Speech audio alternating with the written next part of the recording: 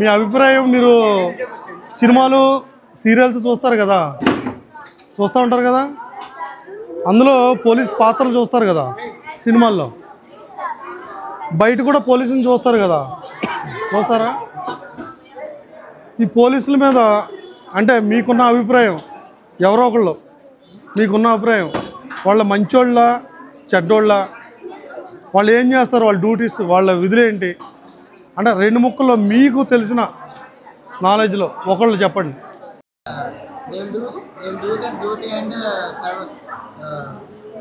అంటే ప్రజల్ని కాపాడుతూ వాళ్ళ డ్యూటీస్ని వాళ్ళు చేసుకుంటూ ఉంటారు సార్. నాకు నచ్చేది ఏంటంటే వాళ్ళ క్యాపబిలిటీ, ఇంకా వాళ్ళ స్పీడ్, ఇంకా వాళ్ళు పట్టుకునే విధానం.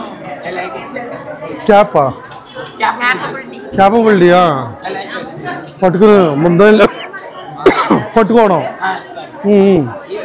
Even I want to become a police officer sir. That is my father's dream and my dream.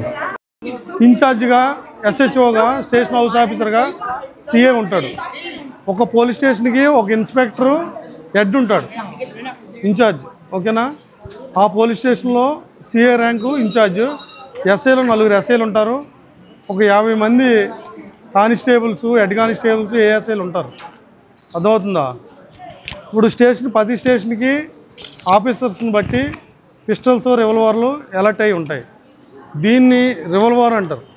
మీరు సినిమాల్లో చూస్తారు కదా, చూసారా దీన్ని సినిమాల్లో? అంటే మీరు ఎక్కువ చూసిన సినిమాల్లో పిస్టల్ చూసుంటారు. ఆ సినిమాల్లో అయితే ఈ రివల్వర్ ఎక్కువ ఉండేది. ఇప్పుడంతా లేటెస్ట్ పిస్టల్స్ ఇవన్నీ వాడుతున్నారు. ఓకేనా?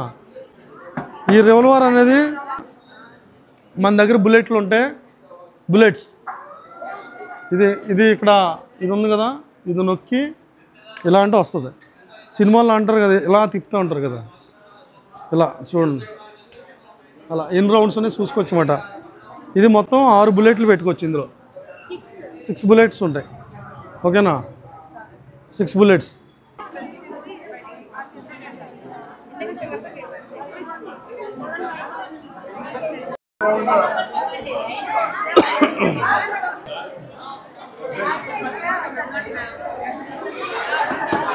క్రైమ్ నెంబరు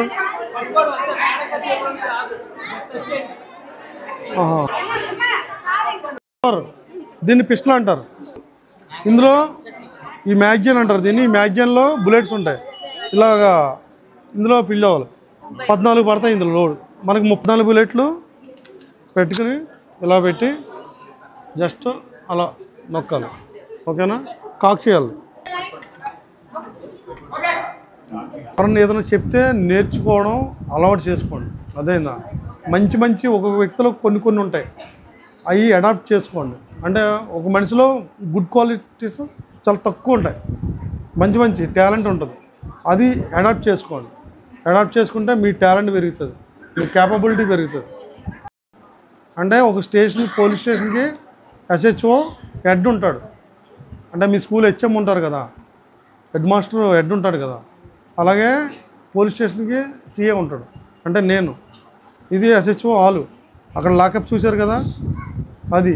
మిగతా అన్ని రూమ్లు కూడా ఎస్ఎస్.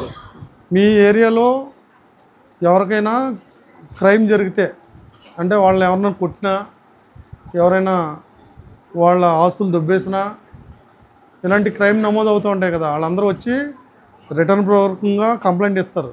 దాని మీద ఎఫ్ఐఆర్ వేసి ఇన్వెస్టిగేషన్ చేసి వాళ్ళకి శిక్ష పడి అరెస్ట్ చేసి వాళ్ళని కోర్టులో ప్రొడ్యూస్ చేస్తాము, శిక్ష పడేలా చేస్తారు. అర్థమవుతుందా? ఏదన్నా